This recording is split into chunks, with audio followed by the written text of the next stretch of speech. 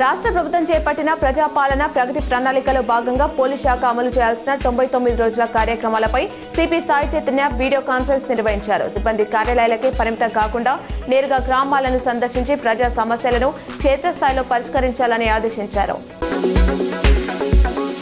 మోపాల్ మండలం నర్సింగ్పల్లిలోని ఇందు తిరుమల గోవింద వనమాల క్షేత్రం బ్రహ్మోత్సవాల్లో భాగంగా మంగళవారం సాయంత్రం జరిగిన కార్యక్రమంలో పలువురు ప్రముఖులు పాల్గొన్నారు. శ్రీ శ్రీమన్నారాయణ రామానుజ చిన్నజీయర్ స్వామి, టీపీసీసీ చీఫ్ మహేష్ కుమార్ గౌడ్, నిర్మాతలు దిల్రాజ్, శిరీష్ రెడ్డి పాల్గొన్నారు. ప్రభుత్వ డిగ్రీ బీటెక్ విద్యార్థినులకు ఉచితంగా ఈవీ స్కూటీలు ఇస్తామని సీఎం రేవంత్ ప్రకటించిన సంగతి తెలిసిందే. దీనిని దశల వారీగా అమలు చేసేందుకు ప్రభుత్వం ప్లాన్ చేస్తోంది. స్కూటీల ధరలతో పాటు పంపిణీకి ఎంత సమయం పట్టొచ్చనే అంశాలను పరిశీలిస్తుంది. దాదాపు 1.70 లక్షల మంది లబ్ధిదారులు ఉంటారని, స్కూటీల కొనుగోలుకు 1600 కోట్లు ఖర్చవుతుందని అంచనా వేశారు.